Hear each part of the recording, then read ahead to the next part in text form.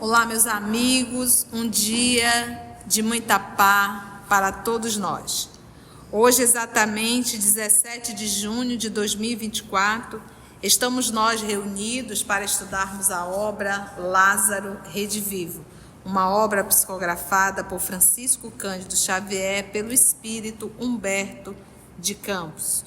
Hoje nós iremos iniciar um novo capítulo, já estamos chegando no finalzinho da obra, capítulo 48, titulado O Discípulo Ambicioso. Vamos iniciar fazendo a nossa prece de gratidão. Vamos orar?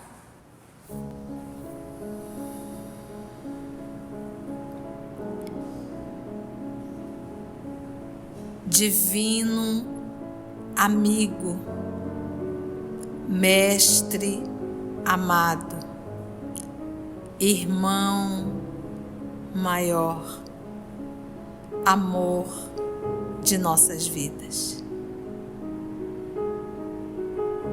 Temos, Senhor, a oportunidade, a misericórdia de Deus, de mais um encontro que o Senhor nos proporciona neste porto de luz que nos acolhe. Temos, Senhor, a oportunidade de ouvirmos através do estudo, através da leitura, as lições de um discípulo ambicioso. Lições essas que irá fazer com que cada um de nós venhamos a pensar nas escolhas que temos feito em nossas vidas, as fragilidades, as quedas, os labirintos, as armadilhas. Que nós possamos, Senhor, no estudo dessa noite, estarmos muito atentos e que possamos levar essas lições para a nossa vida, para o nosso pensamento, para as nossas atitudes. Que a Tua paz possa nos envolver, que os nossos amigos espirituais que aqui estão, Senhor, em Teu nome, possam nos ajudar na compreensão e nos inspirar para o melhor entendimento. Que a Tua paz nos envolva, a todos nós aqui presentes, aos amigos que estão a caminho. E é em Teu nome, Senhor. É em Teu nome que todos nós aqui estamos. Graça Te damos. Então, meus irmãos, hoje nós iremos estudar o capítulo O Discípulo Ambicioso. Vai contar nesse momento o que antecedeu a prisão de Jesus, o que levou Judas a ser chamado de traidor. Então, hoje nós vamos entender uma parte que a gente não encontra no Novo Testamento. E eu acredito que depois desse estudo nós teremos um pouco mais de compreensão pela atitude de Judas. E o outro ponto que nós gostaríamos de levantar é que Judas é um espírito já superior, bem superior a cada um de nós que ainda estamos aqui falando mal dele. Tá? Então, enquanto nós estamos aqui nos rebolando, falando mal de Judas, ele já é um espírito bem superior, tá bom? Então, vamos ver aqui um momento da vida dele, um momento da fragilidade dele. Quando Judas, obcecado pela ambição, então qual foi a fragilidade de Judas? Ambição. E todos nós temos fragilidades. E quase sempre caímos por conta dessa fragilidade. Por exemplo, quando se fala de mediunidade, quando se fala de trabalho espírita, o que o professor Denizar fala em O Livro dos Médiuns? Qual é o motivo da queda do médium? Vaidade. A vaidade é um dos maiores motivos que faz os médios falir e cair.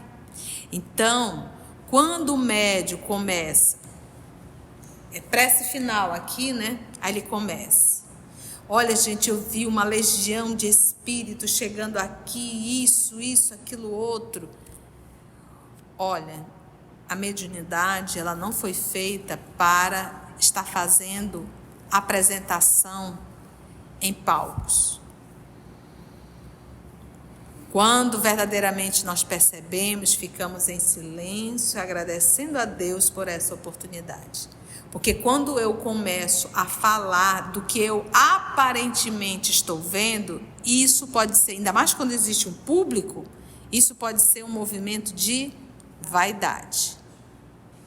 E essa vaidade é um pulo pequenininho para a fascinação. Tá? O médio daqui a pouquinho vai estar fascinado. É questão de tempo. Então, olha só. O ponto fraco de Judas era a ambição. Procurou avistar-se com Caifás, que era o sumo sacerdote, no sinédrio. Trazia a cabeça incendiada de sonhos fantásticos.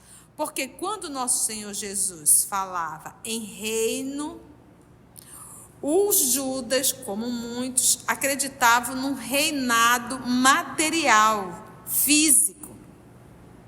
E Judas, toda vez que Jesus dizia, eu vim fundar o reino de Deus, isso mexia com o que estava dentro dele? Com a ambição.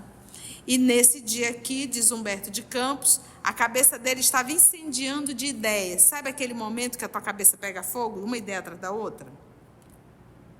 Amava o mestre, pensava Judas presunçoso. Entretanto, competia-lhe cuidar dos interesses dele. A vaidade absorvia-o. A vaidade absorvia Judas. A paixão pelas riquezas transitórias empolgava-lhe o espírito. E Jesus vem falar das riquezas eternas, não das riquezas transitórias. Porque eu quero a riqueza para quê? Para o meu bem-estar. Eu quero a riqueza para eu me vestir bem, eu quero a riqueza para eu me alimentar bem, eu quero a riqueza para eu ter férias, repouso, alegria. Mas Jesus vem falar de uma riqueza eterna, que nos proporciona muito mais do que tudo isso. Mas o que nós temos feito? Eu prefiro abrir mão da riqueza eterna, mas o que eu quero é a riqueza temporária, que eu vou tê-la por um tempo e depois não terei mais. Porque a gente tem que deixar tudo. Por isso que Jesus diz, amontoeis tesouros nos céus, onde o homem não rouba, onde a ferrugem não corrói e onde a traça não destrói. A paixão pelas riquezas transitórias empolgava-lhe o espírito. Despreocupado das necessidades próprias, intentava resolver os problemas do Senhor. E olha, a vaidade e as nossas mazelas são tão... que aquilo são os mecanismos de fuga. O que ele está fazendo aqui? Ao invés dele falar, eu sou ganancioso, então ele vai criar uma fantasia aí para justificar a ambição dele. Então ele está dizendo que ele está preocupado para resolver os problemas para Jesus. Olha como nós somos para justificar. Não é que eu seja uma pessoa materialista, não. Eu sou uma pessoa cuidadosa. Não é que eu seja uma pessoa mesquinha. É que eu sou... E a gente vai inventando desculpa. Muitas vezes, olha, eu trabalho muito, mas é porque eu quero trazer bem-estar para os meus filhos. Não, não é bem-estar para os teus filhos. Então a gente está sempre justificando para que não venhamos a olhar de frente para a nossa ferida moral. Então aqui o Judas está transferindo. Entende? Olha o que ele diz, olha. A paixão pelas riquezas transitórias empolgava-lhe o espírito de Judas. Despreocupado das necessidades próprias, Ele intentava resolver os problemas do Senhor perante as forças políticas do tempo. Valeria da influência prestigiosa dos sacerdotes. Isso aqui era tudo que ele estava pensando. Da influência prestigiosa dos sacerdotes, movimentaria Jerusalém, tomaria o cetro do povo israelita em obediência às tradições dos reis e juízes do passado e, logo que fosse consolidado o poder, restituiria a Jesus a direção, a honra, a chefia. O mestre ensinava a concórdia, a tolerância, a paciência e a esperança. Mas como efetuar as reformas necessárias através de simples atitudes idealistas? Então ele achava, pensa, a criatura querer ser maior do que o mestre. A criatura achar que sabe mais do que o mestre. E o discípulo, em atitude de homem escravizado à ilusão. Vocês entenderam a linha de raciocínio de Judas? Qual era? Ele queria um reinado material. Ele queria riqueza material. Mas ele dizia que não era para ele, era para quem? Seria para Jesus. Então ele ia fazer toda uma rebelião e depois ele iria entregar. Está aqui, Senhor, já conquistei tudo para ti. Porque é aquela ideia de conquistar tudo pela força. E o discípulo, em atitude de homem escravizado à ilusão, aguardava Caifás, que não se fez esperar muito tempo. Ele foi atrás de Caifás. Lembrando que Caifás era o sumo sacerdote judaico, tá? Apontado pelos romanos para o cargo dele, tá? Na sala enorme, iniciaram discreta conversação. O sumo sacerdote, após abraçá-lo com fingida simpatia, observou em tom cordial: Com que então o templo tem a felicidade de contar com a sua valiosa colaboração? Ou seja, um atendimento que envaideceu mais ainda Judas, né? Olha só. O templo tem a felicidade de contar com a sua valiosa colaboração. E esse atendimento é porque ele sabe que Judas é um dos discípulos que está com Jesus. E os sumos sacerdotes, o que eles mais queriam era prender Jesus. Só que eles precisavam de uma justificativa para isso. Por que eles queriam prender Jesus? Porque Jesus não anuiu com o crime. Jesus discordava daquela forma farisaica de ser, em que se ensina e não se faz, não se vive. E Jesus não falava para atender capricho de A, B ou C. Jesus falava fielmente o trabalho, as lições de Deus, nosso Pai. E isso incomoda muito. Você quer se dar bem com todo mundo? Seja uma vaca de presépio.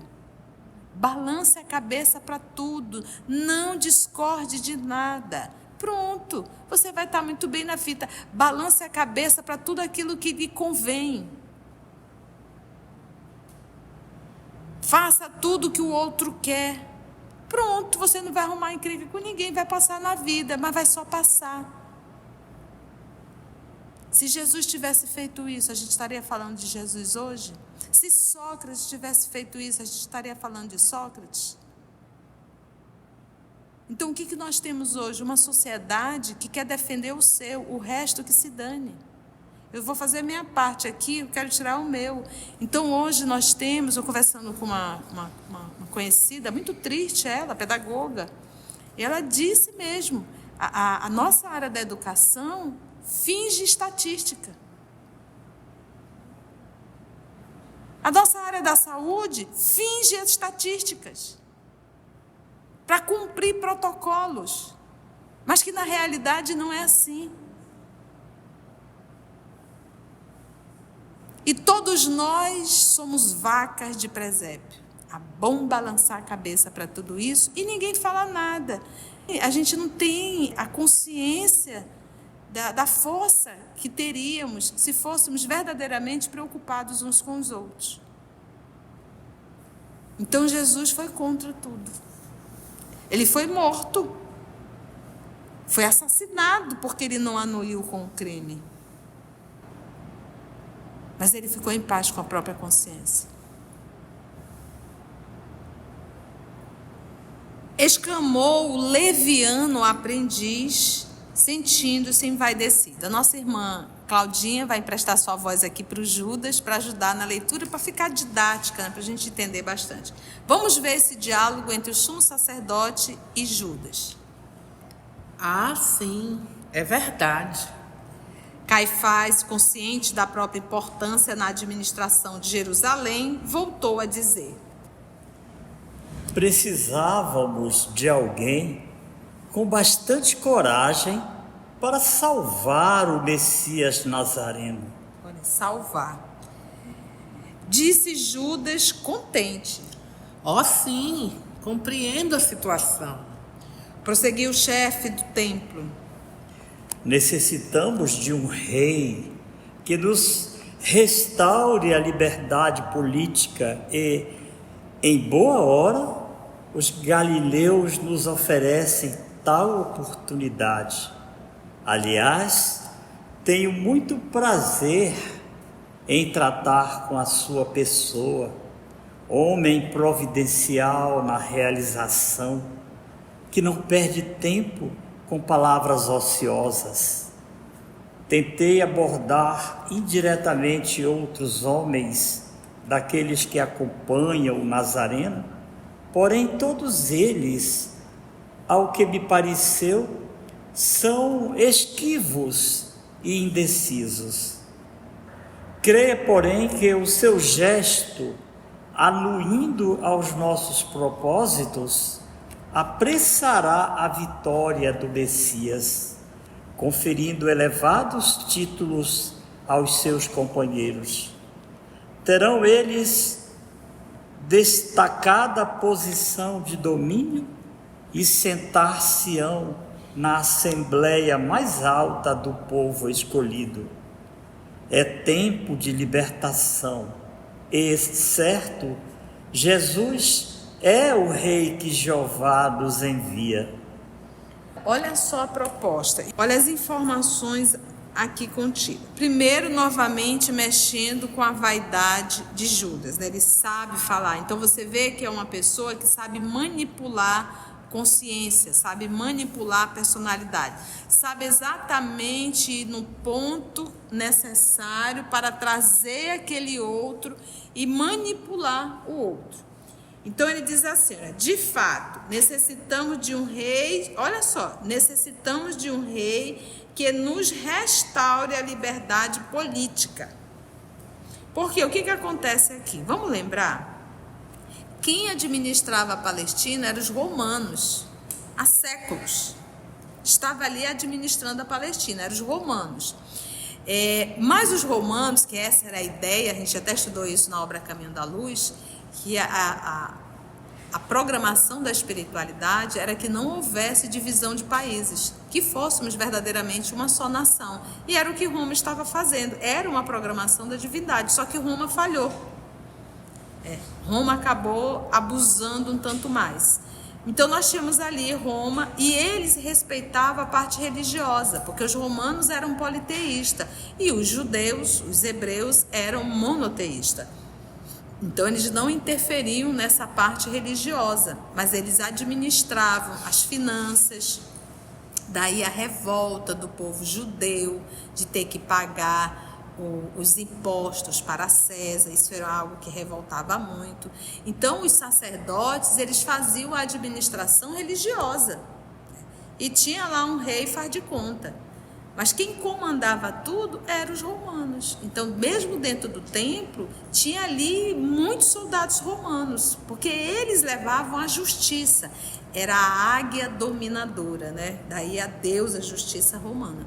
Então, aqueles queriam fundar um novo reinado, essa era a ideia. Só que não era Jesus que seria o rei. Então, quando Jesus falava de um reinado, isso despertava nas pessoas, será um concorrente? Será alguém que vai nos libertar da opressão romana, não é verdade? E Jesus falava de um reinado no mundo espiritual. E aqui Caifás está falando do reinado, mas ele está zombando. Sabe por quê, gente? Eles tinham horror da Galileia. Os judeus que estavam aqui, os judeus que eram da tribo de Judá. Então a Galileia era a parte do norte. Então tanto é que isso está no Boa Nova. O que pode vir da Galileia se não peixes e frutas? Eles acreditavam que na Galileia só tinha gente ignorante. A cultura, o povo inteligente não estava na Galileia, estava em Jerusalém. Então o que podia vir de lá? A mesma coisa, chamar alguém de Galileu, chamar Jesus, né, o Galileu, é tipo assim, um ignorante. Um homem sem absolutamente nenhuma cultura. E olha o que ele diz aqui, ó. De um rei que nos restaure a liberdade política. E, em boa hora, os galileus nos oferecem tal oportunidade. Ele está zombando. Os galileus nos oferecem uma boa oportunidade. Tipo assim, os galileus vão nos salvar dos romanos. Aliás, tenho muito prazer em tratar com a sua pessoa, homem providencial na realização, que não perde tempo com palavras ociosas. Debochando. Lembra que ele é um sumo sacerdote. E Judas é um vendedor de quinquilharias. Agora, olha só. Tentei abordar indiretamente outros homens daqueles que acompanham o Nazareno. Porém, todos eles, ao que me pareceu, são esquivos e indecisos. Ou seja, ele tentou de forma indireta com os outros que seguiam Jesus e ninguém caiu nessa armadilha. Quem foi que caiu? Judas. Caiu por quê? Qual foi a porta larga de Judas? Ambição. A ambição. Essa é a porta larga de Judas. Creia, no entanto, e elevou muito a diapasão da voz, né, impressionando o interlocutor pela segurança verbal, típico de quem gosta de manipular consciências. Creia, porém, que o seu gesto, anuindo aos nossos propósitos, apressará a vitória do Messias. Apressará a vitória do Messias. Mesmo Jesus tendo falado que ele veio fundar o reino, mas era o reino de Deus, era o reino no coração do homem. Conferindo elevados títulos aos seus companheiros. Terão eles, os companheiros, olha aqui, ó, tudo que Judas queria ouvir, destacada posição de domínio, e sentar-se-ão na assembleia mais alta do povo escolhido, que eram os judeus. É tempo de libertação. E certo, Jesus é o rei que Jeová, que seria, né, Deus, nos envia. Tudo que Judas queria ouvir. Judas, nesse momento, estava na palma da mão do Caifás. Então, tenhamos muito cuidado com os elogios, com essa tapinha na costa. Judas não cabia em si tal o contentamento que ele tomava o coração. Preocupado, no entanto, com a situação do profeta, a quem tanto devia, perguntou humilde: E o mestre? Dissimulou o Caifás os sentimentos sinistros que lhe vagavam na alma e respondeu em voz quase doce: Compreenderá certamente a necessidade das medidas aparentemente rigorosas. O mestre, por exemplo, segundo o plano estabelecido, será preso por uma questão de segurança pessoal. Será detido a fim de que se coloque a salvo de qualquer incidente desagradável, enquanto nos valeremos da grande aglomeração de patriotas na cidade para proclamar a nossa independência. Liquidada a vitória inicial, com a submissão das autoridades romanas, coroaremos o Messias, que ostentará o cetro do poder. Agora, olha só. Então, vamos prender Jesus, vamos fazer a nossa revolução, vamos tirar o Roma. Imagina, gente, o Império Romano. Vamos tirar aqui os romanos, os soldados romanos, vamos tirar o governador, todos os representantes, e a gente vai ganhar. A gente vai ver essa luta no livro há 2000 anos, no finalzinho de 2000 anos, lá no ano 70. E aí a gente para e pensa assim, nossa, eles vão ganhar, a gente vai ver a surra que eles levam ali, a confusão que foi. Por isso é que Jesus diz, não ficará pedra sobre pedra no templo, porque o templo foi destruído. Então, a gente para e pensa, por que a gente cai no canto da sereia? Porque isso nos apraz. Só lobos caem em armadilha de lobos. O discípulo exultava, conhecedor antigo dos efeitos da lisonja nos corações indisciplinados, corações, sentimentos indisciplinados e invigilantes, Caifás continuou. Caifás era um conhecedor antigo dos efeitos da lisonja nos corações indisciplinados. Então a pessoa chega contigo e começa a te elogiar. Quando ela começa a te elogiar, é que ela quer te trazer para a palma dela, para ela depois te manipular. E Caifás era conhecedor disso. Nossa, Conceição, tu é maravilhosa, Conceição. Não, Conceição, olha o teu trabalho é isso. Nossa, Conceição, teu trabalho é aquilo. Nossa, Conceição, me diz uma coisa. O que tu acha disso, fazer isso, isso e isso? E começa a te manipular. Entendemos?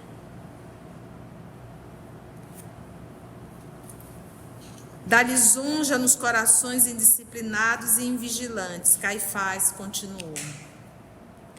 O meu prestimoso amigo, até que se resolva a situação em definitivo, chefiará os companheiros e receberá as homenagens que lhes são devidas.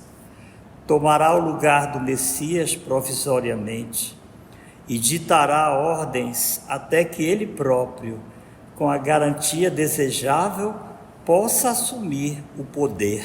Pronto, a azeitona da empada. Você, Judas, vai assumir tudo. Olha o que é uma pessoa fascinada. E ele acreditou, ele está frente a um sumo sacerdote. Judas é um vendedor de quinquilharias, lá da Galileia, e vai ficar na mão dele. Satisfeitíssimo, o visitante indagou. E o que devo fazer inicialmente? Ou seja, onde eu tenho que assinar? Onde que eu tenho que assinar aí para eu me dar bem? O que eu devo fazer? O sacerdote perspicaz respondeu com naturalidade. Não temos tempo a perder. Formaremos a documentação necessária. Perguntou ainda o aprendiz enganado. Como devo fazer? Esclareceu o sumo sacerdote. Chamarei as testemunhas e perante nós responderá afirmativamente a todas as interrogações que lhe forem dirigidas. Não precisará informar-se quanto a particularidade alguma. Bastará responder sim a todas as perguntas formuladas. Posso dispor de sua lealdade? Então, prepara aqui um questionário, chama-se a testemunha, eles vão perguntar aquelas perguntas prontas e ele só vai dizer sim para tudo. Todas as perguntas ele tem que responder sim. E essas testemunhas serão suficientes para denunciar Jesus como um traidor, que quer construir uma rebelião contra os romanos. Por isso a prisão. Só que se nós formos estudar na obra há 2000 anos, nós vamos saber lá, Pilatos sabia que isso foi uma manipulação dos judeus. Eles sabiam disso, mas tinha uma acusação. Por isso que Pilatos, que foi inclusive uma sugestão do senador Públio Lentulus, que estava lá, oferecer o ladrão Barrabás e pedir para o povo escolher, porque eles acreditavam que o povo ia escolher que libertasse Jesus e deixasse preso Barrabás. Foi uma surpresa para eles.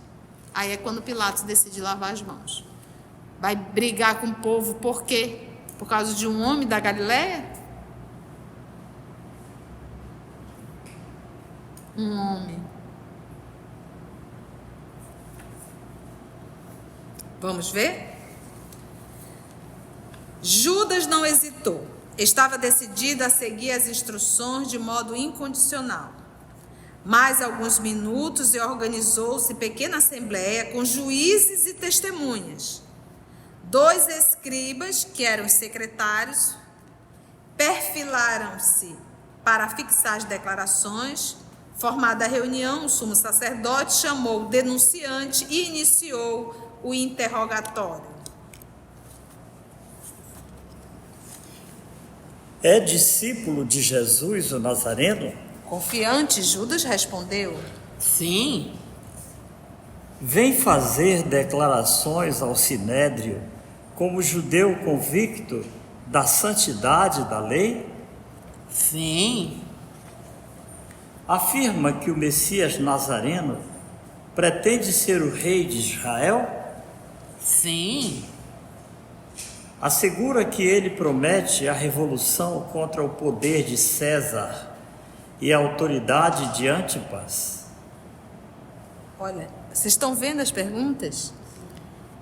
Afirma que o Messias Nazareno pretende ser o rei de Israel? Sim. Assegura que ele promete a revolução contra o poder de César e a autoridade de Antipas?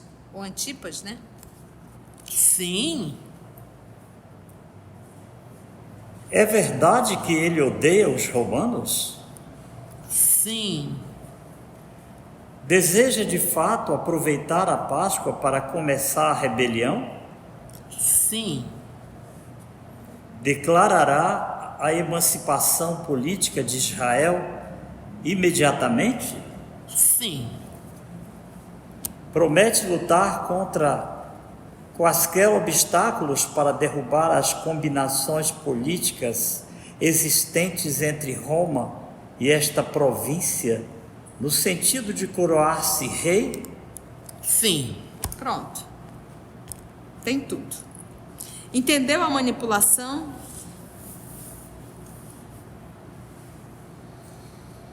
Porque na Páscoa, todos os judeus que estavam espalhados em outras cidades iam para Jerusalém. Então, Jerusalém estava vomitando de gente. Entende por que Jesus foi preso na Páscoa? Que era a comemoração que os hebreus, da liberdade, da libertação dos hebreus que estavam no Egito e que foram libertados da escravidão. Então, essa é a comemoração da Páscoa. De posse das declarações comprometedoras, Caifás interrompeu o inquérito, mandou que Judas esperasse na antessala e iniciou providências junto de romanos e judeus, para que Jesus fosse preso imediatamente como agitador político e explorador da confiança pública. Em breves horas, um grupo de soldados postava-se nas vizinhanças do templo, à espera da ordem final, e Caifás, compensando Judas com algum dinheiro, fez-lhe sentir a necessidade de sua orientação na prisão inicial do Messias, assegurando que, em breve tempo, se cumpriria a redenção de Israel. Então, Judas não fez isso com o intuito de que Jesus realmente seria preso, seria feito, por isso é que ele cometeu o suicídio. Ele foi enganado, mas ele se permitiu por conta do quê? Da ambição. O discípulo invigilante foi à frente de todos e encaminhou a triste ocorrência, porque não tinha como saber quem era Jesus, no meio, porque não tinha-se foto, não tinha Facebook, não tinha nada disso. Então, o beijo era para dizer, aquele que eu beijar, esse é Jesus, pode prender ele, entendeu? Porque ele estava com autorização romana para prender. E, quando os fatos marcharam no outro rumo, Debalde, em vão, o Iscariote procurou avistar-se com as autoridades, tão pródigas em promessas de poderes fascinantes. Fim do processo de humilhações, encarceramento, martírio e condenação de Jesus, o aprendiz infiel conseguiu encontrar o sumo sacerdote e alguns intérpretes da lei antiga, em animada conversação no sinédrio. Em lágrimas, Judas rogou que fosse interrompida a tragédia angustiosa da cruz. E sentindo, tarde embora, que fora vítima da própria ambição, devolveu as moedas de prata, exclamando de joelhos: Socorrei-me. Cometi um crime traindo sangue inocente. A vaidade perdeu-me. Tende compaixão de mim. Os interpelados, porém, como velhos representantes da ironia humana, responderam simplesmente: Que nos importa? Isso é contigo. Ou seja, hoje a gente diria, isso é problema teu. Não tenho nada a ver com isso.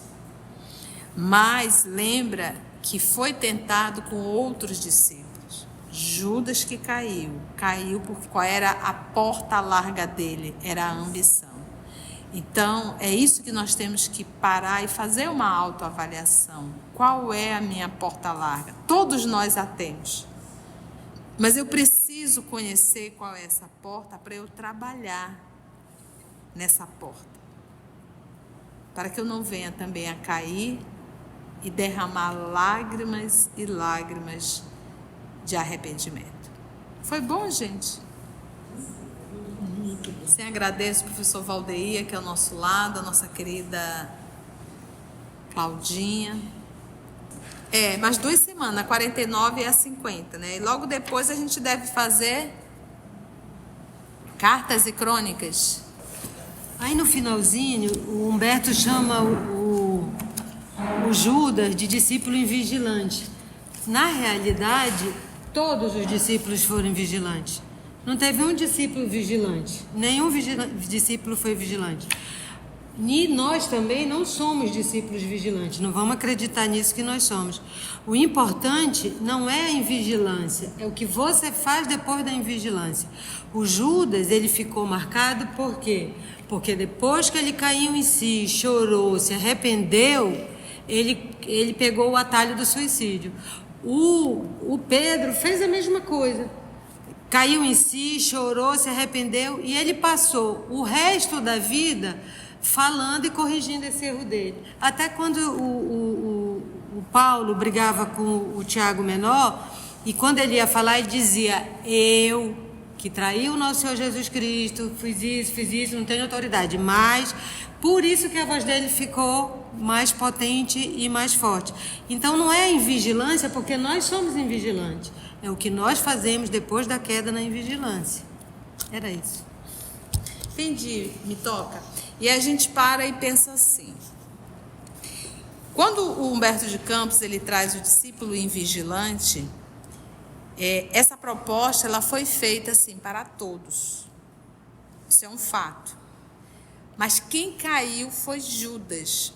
Por quê? Porque a proposta pegou o ponto fraco de Judas. Quando a gente pega Pedro, que a Meta trouxe, Pedro negou Jesus por quê? Primeira pergunta que a gente tem que fazer. Quem foi que fez a pergunta para Pedro? Foi algum imperador? Foi o Pilatos? Quem foi que fez as perguntas? Eram pessoas simples que estavam no meio do povo.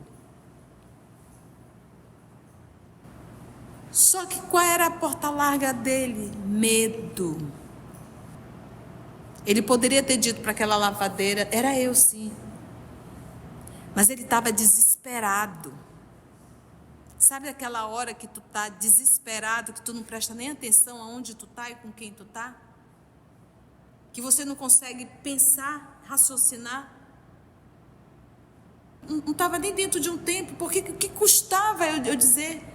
Mas o desespero, o medo tomou conta dele. Óbvio, cada um tem a sua porta larga. E é nessa porta que a gente tem que aprender a descobrir qual é a minha porta larga. É a inveja? Qual é a minha porta larga? É o ciúmes? Qual é a minha porta larga? É o egoísmo? Qual é a minha porta larga? Qual era a porta larga dele? É a ambição? Qual é a minha porta larga? É a inveja? Eu tenho que saber.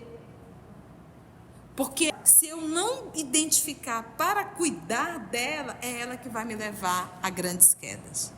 E às vezes, por conta de uma porta dessa, a gente perde uma encarnação inteira. Antes de orarmos em agradecimento, vamos ouvir algumas considerações da tia que destacamos neste estudo para a reflexão dos ensinamentos. Vamos aos destaques da tia? Judas é um espírito já superior, bem superior a cada um de nós que ainda estamos aqui falando mal dele. Tá? Então, enquanto nós estamos falando mal de Judas, ele já é um espírito bem superior. Qual foi a fragilidade de Judas? Ambição. E todos nós temos fragilidades. E quase sempre caímos por conta dessa fragilidade. Jesus vem falar de uma riqueza eterna. Mas o que nós temos feito? Eu prefiro abrir mão da riqueza eterna, mas o que eu quero é a riqueza temporária, que eu vou tê-la por um tempo e depois não terei mais. Porque a gente tem que deixar tudo. Por isso que Jesus diz: amontoeis tesouros nos céus, onde o homem não rouba, onde a ferrugem não corrói e onde a traça não destrói. Ao invés dele falar, eu sou ganancioso, então ele vai criar uma fantasia aí para justificar a ambição dele. Então ele está dizendo que ele está preocupado para resolver os problemas para Jesus. Olha como nós somos para justificar. Não é que eu seja uma pessoa materialista, não. Eu só sou uma pessoa cuidadosa. E a gente vai inventando desculpas. Então a gente está sempre justificando para que não venhamos a olhar de frente para a nossa ferida moral. Os sumos sacerdotes, o que eles mais queriam era prender Jesus.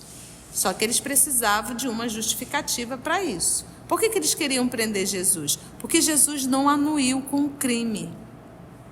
Jesus discordava daquela forma farisaica de ser, em que se ensina e não se faz, não se vive. A gente para e pensa, por que a gente cai no canto da sereia? Porque isso nos apraz. Só lobos caem em armadilha de lobos.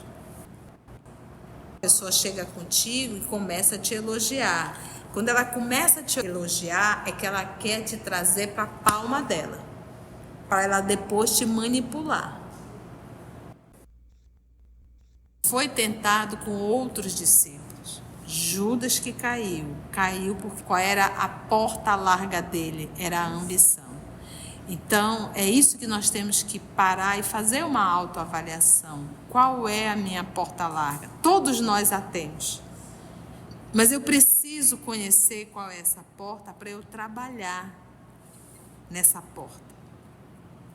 Para que eu não venha também a cair e derramar lágrimas e lágrimas de arrependimento. Quando o Humberto de Campos ele traz o discípulo invigilante, essa proposta ela foi feita assim para todos. Isso é um fato. Mas quem caiu foi Judas. Por quê? Porque a proposta pegou o ponto fraco de Judas. Pedro negou Jesus por quê? Primeira pergunta que a gente tem que fazer. Quem foi que fez a pergunta para Pedro? Eram pessoas simples que estavam no meio do povo. Só que qual era a porta larga dele? Medo. Ele poderia ter dito para aquela lavadeira, era eu sim. Mas ele estava desesperado. Sabe aquela hora que tu está desesperado, que tu não presta nem atenção aonde tu está e com quem tu está? Que você não consegue pensar, raciocinar? Cada um tem a sua porta larga. E é nessa porta que a gente tem que aprender a descobrir qual é a minha porta larga. É a inveja? Qual é a minha porta larga? É os ciúmes? Qual é a minha porta larga? É o egoísmo? Qual é a minha porta larga? É a ambição? Qual é a minha porta larga? É a inveja? Eu tenho que saber. Porque se eu não identificar para cuidar dela, é ela que vai me levar a grandes quedas. E às vezes, por conta de uma porta dessa, a gente perde uma encarnação inteira. Se você chegou até aqui o final, deixa seu comentário. É muito importante a gente poder ler o teu comentário. Não esqueça de curtir para que possa divulgar a página.